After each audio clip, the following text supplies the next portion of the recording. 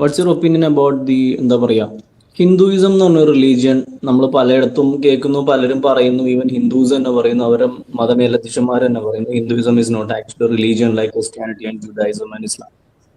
So അതിന്റെ ഒരു ഇതില് കുറച്ചെങ്കിലും ഇന്നത്തെ കാലത്ത് ഈവൻ സ്ക്രിപ്റ്റേഴ്സിൽ അങ്ങനെ പലപ്പോഴും അല്ലെങ്കിലും കുറച്ചെങ്കിലും ടോളറൻസ് കാണിക്കുന്നത് ഹിന്ദുയിസവും ജൂതായിസവും. അതിൽ ക്രിസ്ത്യാനിറ്റിയും പണ്ട് നമ്മുടെ ഈ ഹിന്ദുയിസവും ജൂതൈസവും ഇപ്പോ ജൂതായിസം ക്രിസ്ത്യാനിറ്റി ടോളറൻസ് ഒന്നുമില്ല. ഇല്ല, സ്ക്രിപ്ചർ വൈസ് ടോളറൻസ് ഇല്ല, ക്രിസ്ത്യാനിറ്റിയിലും ഇല്ല. ക്രിസ്ത്യാനിറ്റിയിൽ even having sex is a sin. അത് ബേസിക് ആയിട്ട് നോക്കുകയാണെങ്കിൽ ദാറ്റ് ഇസ് ഓൾസോ സിൻ. അപ്പോ എനിക്ക് ജൂതായസിലും ഹിന്ദുയിസത്തിലും ചെറിയൊരു കോമൺ ആയിട്ടൊരു ഫാക്ടർ എനിക്ക് തോന്നിയതെന്ന് വെച്ച് കഴിഞ്ഞാല് ഹിന്ദുയിസത്തിലാണേലും ജൂതായസിലാണേലും ഈ ഒരു ആള് വന്ന് വെളിപ്പെടുത്തിയ ഒരു റിലീജിയൻ അല്ല ഹിന്ദുയിസവും ജൂതായിസവും. ഈവൻ ജൂതായിസം മോസസിന് വഴി ദൈവം അങ്ങനെയൊക്കെ ആണെങ്കിലും അവരുടെ ആ ഒരു സ്ക്രിപ്റ്റേഴ്സ് ഇവോൾവ് ആവാൻ കുറെ സമയമെടുത്തു.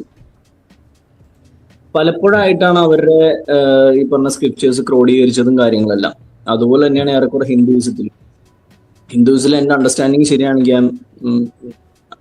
ശരിയാണെങ്കിൽ to be a god or someone like a god you have to attain that position. What I believe in is, ഒരു ദൈവം വന്ന ഒരാൾ വന്ന് പറഞ്ഞു കഴിഞ്ഞാൽ ദൈവമാവില്ല. അയാളുടെ ഡീഡ്സ്, അയാൾ പറഞ്ഞ കാര്യങ്ങൾ, ഈവൻ ശ്രീനാരായണ ഗുരു ഒരു സാമൂഹിക പരിഷ്കർത്താവായിട്ടും നമ്മളിവിടെ ആളെ ദൈവമായിട്ട് പൂജിച്ചുകൊണ്ടിരിക്കുകയാണ്. അപ്പൊ അങ്ങനെ ഒരു ഗോഡം അച്ചീവ് ചെയ്താലേ ഹിന്ദുസില്. അങ്ങനെയല്ലല്ലോ, നിങ്ങൾ ഹിന്ദുയിസത്തെ മനസ്സിലാക്കിയത് തെറ്റാണെന്ന് ഞാൻ പറയുള്ളൂ. അങ്ങനെയൊന്നുമല്ല. ശ്രീനാരായണ ഗുരുവിനെ ദൈവമായിട്ടാണോ ഇവിടെ ആരാധിക്കുന്നത്? അയ്യോ, എത്ര കപ്പകളെ ഞാൻ കാണിച്ചുതരാം. കപ്പേളുണ്ട്, ദൈവമായിട്ടാണോ? അങ്ങനെയാണ് ഇപ്പൊ വെച്ചുകൊണ്ടിരിക്കുന്നത്. പുള്ളിക്ക് അവിടെ ദൈവമായിട്ടൊന്നുമല്ല ആളെ വെച്ചിരിക്കുന്നത്. ആരാധന ആളെ എന്തായിട്ടാ വെച്ചിരിക്കുന്നത്? ഇപ്പോ വെച്ച് പുള്ളിനെ ദൈവമാക്കിയവരെന്നാണ് എന്റെ ഒരു അണ്ടർസ്റ്റാൻഡിങ്. ദൈവത്തോട് അടുത്ത് നിൽക്കുന്ന ഒരാൾ, അത്രേ ഉള്ളൂ.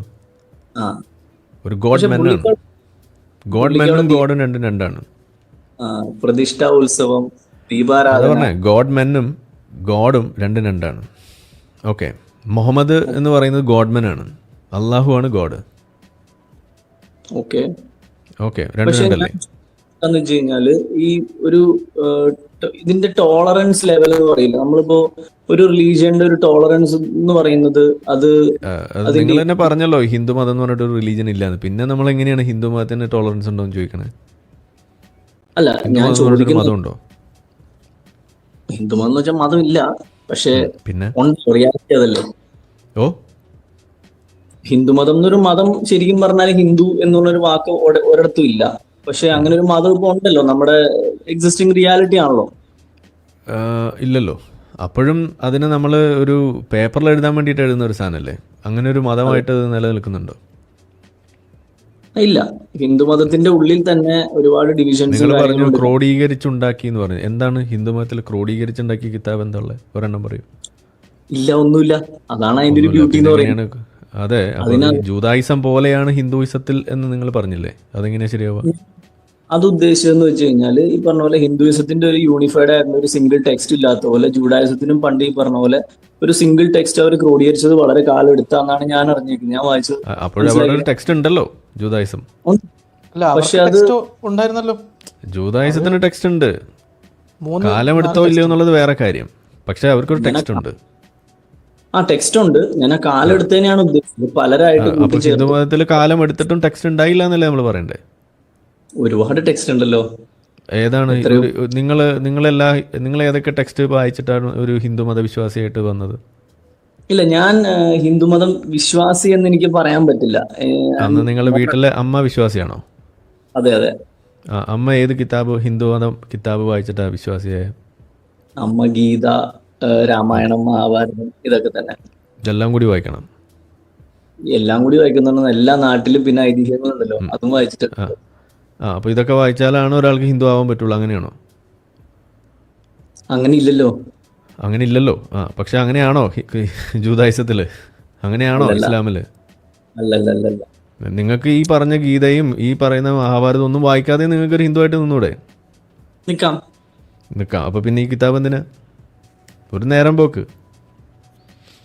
കഥകളൊക്കെ അറിയണം, കൊച്ചുമക്കൾക്ക് എന്തെങ്കിലും കഥയൊക്കെ പറഞ്ഞു കൊടുക്കണം, ഭീമൻ വന്നു മക്കളെ എന്നൊക്കെ പറഞ്ഞു കൊടുക്കാൻ ഒരു കഥ ബുക്ക് വാങ്ങണം.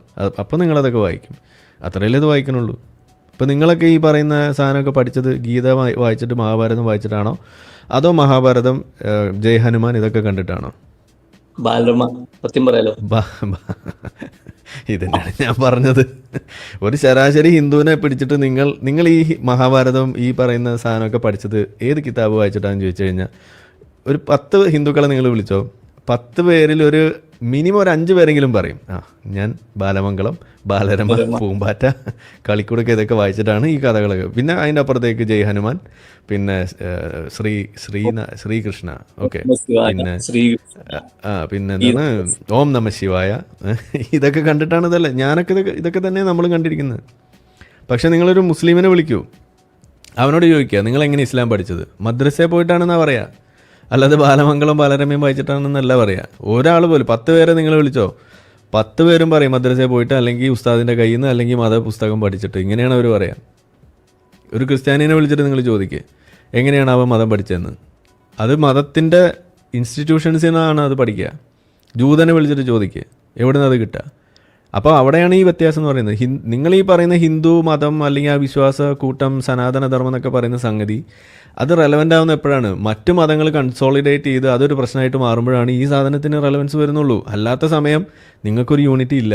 നിങ്ങൾ കുറേ ജാതി കൂട്ടങ്ങളും പിന്നെ കുറേ വിശ്വാസങ്ങളും. ഇപ്പോൾ പോട്ടെ നിങ്ങൾ വലിയ ഹിന്ദു ആണെന്നൊക്കെ പറയുന്നു, ഈ കാട്ടിൽ ജീവിക്കുന്ന ആദിവാസി ഗോത്രങ്ങൾ അവിടെ പോയി കഴിഞ്ഞാൽ നിങ്ങളുടെ വിശ്വാസം വല്ലതാണ് അവർക്കുള്ളത്?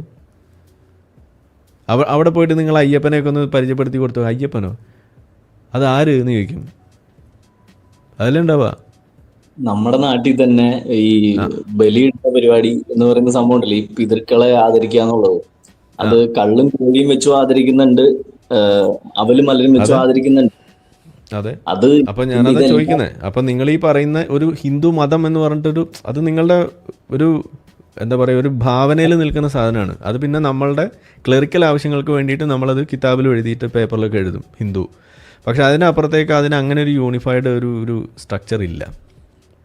ഓക്കെ, അതുകൊണ്ട് തന്നെയാണ് ഇൻഹറൻ്റലി അതിന് ഒരു ഇൻക്ലൂസീവ്നെസ് ഉണ്ട്. അതുകൊണ്ടാണ് ഇപ്പോൾ ഒരു ഹിന്ദുവിൻ്റെ അടുത്ത് വന്നിട്ട് ഞാൻ സിമ്പിളായിട്ട് ചോദിക്കുകയാണ്, ഒരു മുസ്ലിം ഒരു വണ്ടി ഒരു ബസ് ഇറക്കുന്നു, ഒരു ക്രിസ്ത്യാനി ഒരു ബസ് ഇറക്കുന്നു, ഒരു ഹിന്ദു ഒരു ബസ് ഇറക്കുന്നു. Okay, private bus. ഈ പ്രൈവറ്റ് ബസ്സിൻ്റെ മുന്നിലൊരു ചിത്രം ഉണ്ടാവും. കേരളത്തിലൊക്കെ നമ്മൾ എപ്പോഴും കാണുന്ന ചിത്രമാണ്, 3 ദൈവങ്ങളുടെ ചിത്രം വെച്ചിട്ടുണ്ടാവും. കണ്ടിട്ടുണ്ടോ? ഒരു ശിവൻ്റെ ചിത്രം അല്ലെങ്കിൽ ശ്രീകൃഷ്ണൻ്റെ ചിത്രം കാണും, ഒരു യേശു ക്രിസ്തുവിൻ്റെ ഒരു ചിത്രം കാണും, ഒരു മക്കയുടെ ഒരു പടവും കാണും. ഈ 3 ചിത്രം കൂടി ഇരിക്കുന്നത് നിങ്ങൾ ക്രിസ്ത്യാനിയുടെ ബസ്സിൽ കാണോ? ഇത് കാണോ? മുസ്ലിമിൻ്റെ ബസ്സിൽ നിങ്ങൾ കാണോ? ഇത് നിങ്ങൾക്ക് ഹിന്ദുവിൻ്റെ ബസ്സിലേ കാണാൻ പറ്റൂ. ഹിന്ദുവിൻ്റെ ബസ്സിൽ വെക്കുന്നത് കണ്ടിട്ട് ഇനി ഏതെങ്കിലും ക്രിസ്ത്യാനി വെച്ചാൽ അവിടെ ഉണ്ടാവും. ഒരു തരത്തിലും ഒരു മുസ്ലിം അവൻ്റെ ബസ്സിൽ അത് വെക്കില്ല. ശ്രീകൃഷ്ണൻ്റെയോ ശിവൻ്റെയോ ചിത്രം വെച്ചിട്ട് ഒരു മുസ്ലിമിൻ്റെ ബസ് ഇവിടെ ഓടുക എന്ന് പറഞ്ഞു കഴിഞ്ഞാൽ സുബ്ഹാനെ തള്ളടാ, അതാണ് ഉണ്ടാവുക. അങ്ങനെ ഉണ്ടാവില്ല ഇവിടെ. അപ്പോൾ അതാണ് ഞാൻ പറയണത്. അപ്പോൾ ഒരു ഹിന്ദുവിന് എന്തുകൊണ്ടാണ് അങ്ങനെ ചിന്തിക്കാൻ കഴിയുന്നത്? അവനെ സംബന്ധിച്ച് 30 മുക്കോടി ദൈവങ്ങളുള്ളതിൽ ഒരു അള്ളാഹു എക്സ്ട്രാ വന്നെന്ന് വിചാരിച്ചിട്ട് ഇപ്പോൾ എന്താ ബുദ്ധിമുട്ട്? പോന്നോളൂ, അത്താഴ ഭക്ഷണിക്കാരനായിരിക്കും, ഇങ്ങോട്ട് വന്ന് കയറിക്കോളൂ, ഇത്രയല്ലേ ഉള്ളൂ. അതാണ് ആ ഇൻക്ലൂസീവ്നെസ് എന്ന് പറയുന്നത്. അപ്പം ഇപ്പം എന്നോട് ചോദിക്കുകയാണ് നിങ്ങൾക്കൊരു മതം വേണം, ഒരു വിശ്വാസം വേണമെന്നൊക്കെ പറഞ്ഞ് ഞാൻ ഹിന്ദു മതം എടുക്കണമെന്ന് വേണമെന്നുണ്ട്. എനിക്കിപ്പോൾ എത്തീസ്റ്റായി പോയതുകൊണ്ടാണ്. അല്ലെങ്കിൽ ഇപ്പോൾ നമുക്കിപ്പോൾ ഒരു വിശ്വാസം ഉണ്ടെങ്കിലേ ജീവിക്കാൻ പറ്റുള്ളൂ എന്നുള്ളൊരു ഗതികേടൊക്കെ എനിക്ക് വന്നു കഴിഞ്ഞാൽ ഞാൻ ഇസ്ലാമും ക്രിസ്ത്യാനിറ്റിയും നല്ല എടുക്കുക. ഇന്ത്യയിൽ ജീവിക്കുമ്പോൾ എനിക്ക് എടുക്കാൻ ഏറ്റവും പറ്റിയ മതം ഹിന്ദു മതമാണ്. എൻ്റെ ഒരു ഒപ്പീനിയനാട്ടോ ഞാൻ പറയുന്നത്. പക്ഷേ അത് എടുക്കുന്നില്ല. അതെന്തുകൊണ്ടാണ്? എനിക്കതിൻ്റെ ആവശ്യമില്ല. കാരണം ഈ ദൈവസങ്കല്പം എന്ന് പറയുന്നത് അതിപ്പോൾ ഇനി ഏത് ശിവനായാലും അള്ളാഹു ആയാലും പിന്നെ യഹോ ആയാലും അതൊക്കെ ഈ മണ്ണാങ്കട്ടയാണെന്നുള്ളൊരു ഒരു തിരിച്ചറിവ് അത് വേറെ ഒരു വിഷയമായതുകൊണ്ട് നമുക്ക് ഒരു ദൈവത്തിൻ്റെ ആവശ്യമില്ല. നമ്മൾ തന്നെ ധാരാളമാണ്. ആ പൊള്ളത്തരം അവിടെ മാറ്റി വെക്കുക തൽക്കാലം. അപ്പോഴും ഞാൻ പറയുകയാണ്, ഇത്രയും ഇൻക്ലൂസീവ്നെസ് ആയിട്ട് ഇത്രയും ഒരു ആക്സെപ്റ്റൻസ് നമുക്ക് അപ്പോഴും നിങ്ങൾ മനസ്സിലാക്കണം. ഇതിനുള്ളിൽ അപ്പോഴും പ്രശ്നങ്ങളുണ്ട്. ആചാരങ്ങൾ, ദുരാചാരങ്ങൾ, മറ്റ് പല ജാതി വ്യവസ്ഥിതിയുടെ പ്രശ്നങ്ങൾ, ഇതൊക്കെ അവിടെ ഉണ്ട്. പക്ഷേ ഇതൊന്നും ഇല്ലാതെയും നിങ്ങൾക്കൊരു നല്ല ഹിന്ദുവായിട്ട് ജീവിക്കാൻ പറ്റില്ലേ? ഉറപ്പായിട്ടും. അപ്പോൾ അവിടെയാണ് ഇതിൻ്റെ കഥ. നിങ്ങൾ എത്ര നല്ല മുസ്ലിം ആയാലും ശരി, നിങ്ങൾക്ക് നിങ്ങളുടെ ബസ്സിൽ ശിവൻ്റെ പടം വെച്ചിട്ട് നിങ്ങൾക്ക് ബസ് ഓടിക്കാൻ പറ്റില്ല. അതാണ് അവിടെ ഉണ്ടാവുക. അത് അവനെക്കൊണ്ട് അത് ഭയങ്കര ബുദ്ധിമുട്ടുള്ളൊരു കാര്യമാണ്. അത് അത്ര എളുപ്പമല്ല.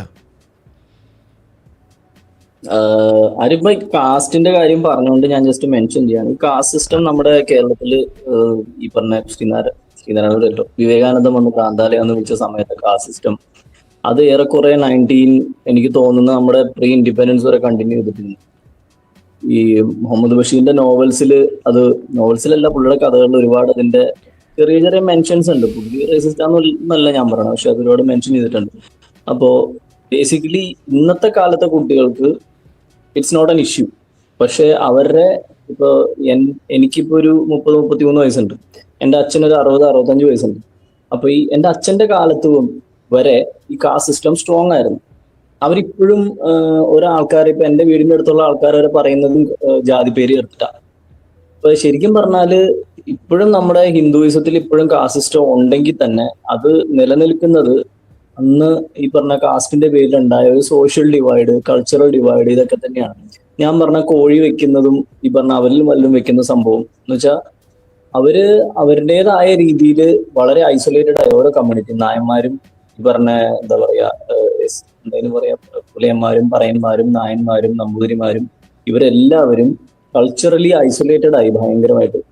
അങ്ങനെയാണ് ഇപ്പോഴാണെങ്കിൽ കൂടി ഇപ്പൊ ഈ പറഞ്ഞ പോലെ മിശ്രവിവാഹം എന്തുകൊണ്ട് ഹിന്ദുയിസത്തിൽ നടക്കുന്നില്ല എന്ന് പറയുമ്പോൾ ഇപ്പോഴും അതിന്റെ ഒരു ട്രേസസ് എവിടെയൊക്കെയോ ബാക്കിയുള്ളതുകൊണ്ടാണ് ഫാമിലീസ് ഒരു തലമുറ പുറകിലേക്ക് പോയി കഴിഞ്ഞാൽ എന്നുവെച്ചാൽ ഇപ്പോഴും ഡിസൈഡിങ് പവർ ഉള്ള ആൾക്കാർ ഇതിനെ എതിർക്കുന്നതിന്റെ കാരണം അതാണ്. കാരണം അവരുടെ കൾച്ചർ വേറെ, ഇവരുടെ കൾച്ചർ വേറെ. കോഴ്സ് ഞാൻ ചോദിക്കുന്നതല്ല. അപ്പോ ഇത് പുതിയ തലമുറയിൽ ഇപ്പൊ ഈ സംഭവം ഇല്ല. ഇത് പക്ഷെ പൊക്കിക്കൊണ്ട് വരുന്നതും പുതിയ തലമുറയിലാണ്. അതൊരു വിരോധാഭാസമല്ലേ ഇത്? അതിന്റെ ഒരു റെമഡി എന്താണെന്നാണ് എനിക്ക് ചോദിക്കാനുള്ളത്. അതല്ല നമ്മൾ പറയുന്നത്. ശ്രീനാരായണ ഗുരു പറഞ്ഞ കാര്യം, ജാതി ചോദിക്കരുത്, പറയരുത്, ചിന്തിക്കരുത്. ഇതാണ് നമ്മൾ പറയുന്നത്. ജാതി നിങ്ങൾ എക്സ്പോസ് ചെയ്യേണ്ടതായിട്ടുള്ള മേഖലകൾ കഴിയുന്നതും ഇല്ലാണ്ടാക്കുക. അതന്നെ വഴിയുള്ളൂ. ജാതി നിങ്ങൾക്ക് ഇല്ലാതെയാക്കണം എന്നാണെന്നുണ്ടെങ്കിൽ ജാതിയുടെ പേര് പറഞ്ഞുകൊണ്ട് ചെയ്യുന്ന എല്ലാ സംഗതികളും നിങ്ങൾ ഇല്ലാതെയാക്കുക പതിയെ. എന്ന് വെച്ചാൽ ജാതി കൊണ്ട് ബുദ്ധിമുട്ടുണ്ടാകുന്ന ആളുകൾ മുഴുവൻ തിന്നാനിട്ട് കൊടുക്കണം എന്നല്ലേ ഈ പറയണത്. അതിന് വഴി വേറെ കണ്ടെത്തുക, അവർക്കുള്ള സോഷ്യൽ സപ്പോർട്ട് അത് വേറെ കണ്ടെത്തുക. അത് മറ്റു പേരുകളില്ല. അത് നിങ്ങളൊരു ഡിസ്ക്രിമിനേഷൻ, അത് എന്തിൻ്റെ പേരിലുള്ള ഡിസ്ക്രിമിനേഷൻ ആണെന്നുണ്ടെങ്കിലും അത് നിങ്ങൾ ഫേസ് ചെയ്യുന്നുണ്ടെങ്കിൽ അതിൻ്റെ ഭാഗമായിട്ട് നിങ്ങൾക്കൊരു പ്രശ്നം ഉണ്ടെങ്കിൽ അത് മെഷർ ചെയ്യാൻ എന്തെല്ലാം വഴികളുണ്ട്, എന്തെല്ലാം ഇൻഡെക്സുകളുണ്ട്, അത് വെച്ചുകൊണ്ട് അത് മെഷർ ചെയ്യുക. അതിൻ്റെ അടിസ്ഥാനത്തിൽ നിങ്ങളത് കൊടുക്കുക. അപ്പോൾ നിങ്ങളുടെ പ്രശ്നം എന്താണ്? ജാതീയത കൊണ്ടുണ്ടായ പ്രശ്നങ്ങളെ അഡ്രസ്സ് ചെയ്യലല്ലേ നിങ്ങളുടെ പ്രശ്നം. അതിനെന്താ വഴി? ആ പ്രശ്നങ്ങൾ അഡ്രസ്സ് ചെയ്യാനുള്ള പരിഹാരങ്ങൾ കണ്ടെത്തുക. അല്ലാതെ അപ്പോഴും ഈ ജാതി പറഞ്ഞുകൊണ്ടിരുന്നു കഴിഞ്ഞാൽ ഇതിങ്ങനെ തലമുറകളോളം അതാണ് നമ്മൾ ചോദിക്കുന്നത്. ഇപ്പോൾ ഇന്നിപ്പോൾ നിലവിൽ കോടതിയിൽ നിലനിൽക്കുന്ന ഒരു പ്രധാനപ്പെട്ട ഒരു ലീഗൽ ഫൈറ്റ് എന്താണ്? ഉപജാതി സംവരണം എന്ന് പറയുന്നൊരു സംഭവമാണ്. അതെന്താണ്? അതായത് താഴ്ന്ന ജാതികളായിട്ടുള്ള അവരിൽ തന്നെയുള്ള ഇതിനകത്ത് വളരെയധികം റിസർവേഷൻ ലഭിക്കേണ്ടതായിട്ടുള്ള അർഹരായിട്ടുള്ള ആളുകൾക്ക് ഇത് കിട്ടുന്നില്ല. അവർ കേസിന് പോയിരിക്കുകയാണ്. അപ്പോൾ ഉപജാതി ഒരു സംവരണം കൊണ്ടുവരണമെന്ന് പറഞ്ഞു. അപ്പോൾ അതിനെ എതിർത്തത് ആരാണ്? ഈ താഴ്ന്ന ജാതികളിലുള്ള ബ്രാഹ്മണന്മാർ. അപ്പോൾ അവർ പറയുന്ന റീസൺ എന്താണ്? അങ്ങനെ വന്നാൽ ഇത് ജാതികൾ തമ്മിലുള്ള സ്പർദ്ധ വർദ്ധിക്കാൻ ഇടയാകും എന്നാണ് ആര് പറയുന്നത്? ഈ താഴ്ന്ന ജാതികൾ. ഇതന്നെയല്ലേ നമ്മളും പറയണത്. അപ്പോൾ അവരുടെ ഇടയിൽ ഈ ഒരു പ്രശ്നം വന്നപ്പോൾ അവരുടെ ഇടയിൽ അർഹരായവർക്ക് ഇത് കിട്ടണമെന്ന വാദം ഉയർത്തി വെച്ചപ്പോൾ അവർ തന്നെ അതിനെ ഒപ്പോസ് ചെയ്യാണ്. എന്നിട്ട് അവർ ബ്രാഹ്മണൻ്റെ മുഖത്ത് നോക്കിയിട്ട് പറയും, നിങ്ങൾ കാരണമാണ്, നിങ്ങൾ ഞങ്ങളെ അടിച്ചമർത്തിയതിൻ്റെ ഭാഗമായിട്ടുണ്ടാക്കിയ പ്രശ്നങ്ങൾ പരിഹരിക്കാനാണ് സംവരണം. ഇതെന്താണെന്നാണ് നമ്മൾ ചോദിക്കണേ. ഇങ്ങനെയാണോ ഒരു സാധനം വർക്കൗട്ട് ആക്കേണ്ടത്? ഈ സാധനമൊക്കെ എടുത്ത് പള്ളേക്കളഞ്ഞ് മര്യാദയ്ക്ക് ലോകത്ത് എന്തോരം മാതൃകകളുണ്ട് ഇതുപോലുള്ള അഫർമേറ്റീവ് ആക്ഷൻസ് നടത്തി ആളുകൾക്ക് കൊടുക്കേണ്ട കാര്യങ്ങൾ കൊടുത്ത് അവരെ അപ്ലിഫ്റ്റ് ചെയ്ത് കൊണ്ടുവന്നതിനുള്ള. ഇതെന്താ നമുക്കത് ഇവിടെ എംപ്ലോയ് ചെയ്യാൻ പറ്റാത്ത? അതിൻ്റെ ഒരു തടസ്സം എന്ന് പറയുന്നത് ഈ ജാതീയത എന്ന് പറയുന്നത് ഇതൊരു ഫിസിക്കൽ സംഭവമല്ല, ഇതൊരു ബോധമാണ്. ഇത് നമ്മുടെ തലച്ചോറിൽ കിടക്കുന്ന സാധനമാണ്. അതാണ് ഇവിടുത്തെ പ്രശ്നം. ആ സംഗതിയും കൂടി ഇവിടെ അഡ്രസ്സ് ചെയ്യാനുള്ള വഴി ഉണ്ടാക്കണം. അതിനിവിടെ ഒരു പണി നടക്കുന്നില്ല. അതാണ് എൻ്റെ പ്രശ്നം. ആ ചിന്തയിൽ നിന്ന് അത് മാറണം.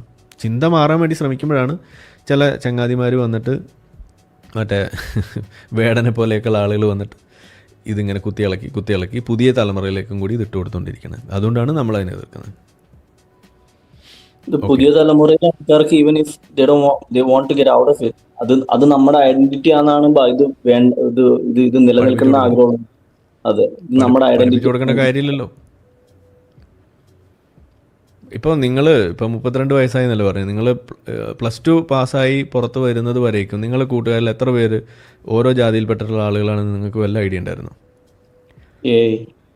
ഒരു ഐഡിയ ഇല്ല. പക്ഷെ നിങ്ങൾ കോളേജിലെത്തി കഴിയുമ്പോൾ ഇതൊക്കെ മനസ്സിലാവില്ലേ? കോളേജിലെത്തിക്കഴിഞ്ഞപ്പോഴും വലിയ കാര്യമായിട്ട് ഐഡിയ ഇല്ലായിരുന്നു. മനസ്സിലായിട്ടില്ല. എന്നാൽ ജോലിക്ക് കയറുമ്പോൾ ഒക്കെ മനസ്സിലാവും ഏത് ജാതിയിൽപ്പെട്ടവനാണ്. ഇതാണ് ഉണ്ടാവുക. കാരണം എന്താണ്, നിങ്ങൾ പഠിക്കുന്ന സമയങ്ങളിൽ ജാതി ചോദിച്ച് അതിൻ്റെ പേരിൽ എന്തെങ്കിലും ഒരു കാര്യം ചെയ്യേണ്ട ഒരു ആവശ്യം വരുന്നില്ല. പക്ഷേ കോളേജിലേക്ക് എത്തുമ്പോൾ, ഇപ്പോൾ നമ്മളൊക്കെ കോളേജിലെത്തുമ്പോൾ എനിക്ക് അറിയാമായിരുന്നു, എൻ്റെ ക്ലാസ്സിലുണ്ടായിരുന്നു SC/ST പെട്ടിട്ടുള്ള 2 ആളുണ്ടായിരുന്നു. നമുക്കറിയാതെ. കാരണം എന്താണ്, അത് അങ്ങനെയാണ് പറയാം, അവർ SC/ST കോട്ടയിൽ വന്നതാണ്, അങ്ങനെയാണ് പറയാം. സ്പോർട്സ് കോട്ടയിൽ വന്നതാണ്, SC/ST കോട്ടയിൽ, അങ്ങനെ ഓരോ കോട്ടകളുണ്ടല്ലോ.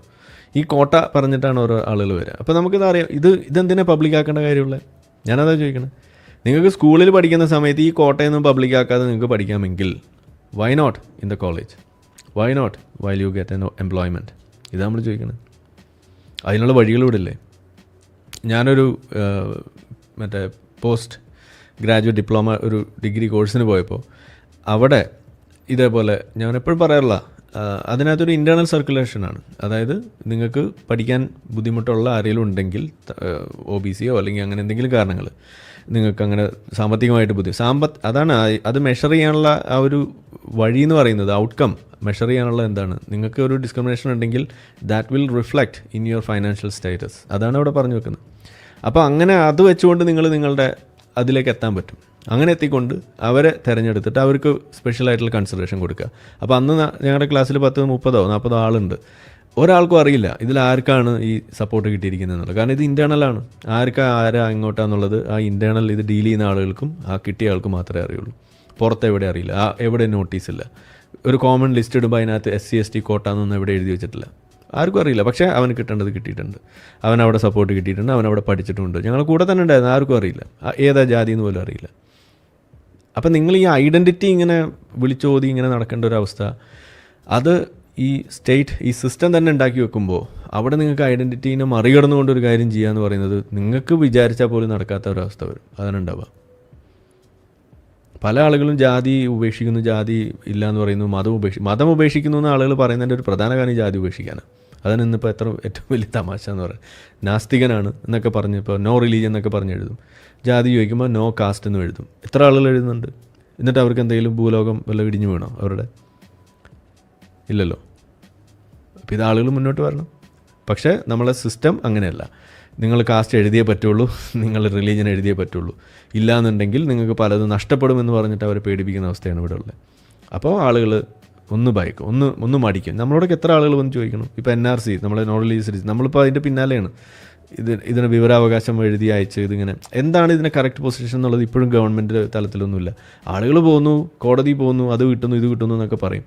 പിന്നെ ഇതൊന്നും ഒരു ഐഡിയ ഇല്ല ഇത് എവിടെ എന്താ നിൽക്കുക. ഒരാളിപ്പോൾ വിചാരിക്കുകയാണ് എനിക്കിതൊന്നും വേണ്ട എന്ന് വിചാരിച്ചാൽ എങ്ങനെയാണ് അതിൻ്റെ മാനദണ്ഡം? 1, 2, 3 ഇത് കൃത്യമായിട്ട് ഇവിടെ ഇല്ല. അതാണ് ഇതിൻ്റെ ഒരു പ്രശ്നം. അപ്പോൾ അത് കണ്ടെത്തി അത് ആളുകളിലേക്ക് എത്തിക്കാനുള്ള ശ്രമമാണ് നമ്മൾ നടത്തിക്കൊണ്ടിരിക്കുന്നത്. ഓക്കെ, അപ്പോൾ താങ്ക് യു. ഹാപ്പി ആയിട്ടിരിക്കും. Thank you Arif bhai. Good night. Yes, നമ്മളെ വീഡിയോ കണ്ടുകൊണ്ടിരിക്കുന്ന ആളുകൾ ചാനൽ സബ്സ്ക്രൈബ് ചെയ്തിട്ടില്ല എന്നുണ്ടെങ്കിൽ അത് ചെയ്ത് നമ്മളെ സപ്പോർട്ട് ചെയ്യുക. മറ്റു രീതിയിൽ സപ്പോർട്ട് ചെയ്യാൻ ആഗ്രഹിക്കുന്ന ആളുകൾക്ക് അതിൻ്റെ ഡീറ്റെയിൽസ് ഡിസ്ക്രിപ്ഷനിലുണ്ട്. നിങ്ങളുടെ ഓരോ ലൈക്കും ഷെയറും അതുപോലെ കമൻ്റ് ഇടുന്നതും ഈ വീഡിയോ അതിൻ്റെ താഴെ വരുന്ന കമൻറ്റുകൾക്ക് നിങ്ങൾ പ്രതികരിക്കുന്നതെല്ലാം തന്നെ വീഡിയോയുടെ റീച്ച് കൂടുന്നതിന് വലിയ തോതിൽ ഉപകാരപ്പെടുന്ന സംഗതിയാണ്. അപ്പോൾ അതുകൊണ്ട് അതിൽ നിങ്ങൾ ഏർപ്പെടണം എന്നും കൂടി ഞാൻ അഭ്യർത്ഥിക്കുകയാണ്. മറ്റുള്ള രീതിയിലുള്ള സപ്പോർട്ട് തുടർന്നും നിങ്ങളുടെ ഭാഗത്തുനിന്നുണ്ടാവും എന്ന് പ്രതീക്ഷിക്കുന്നു.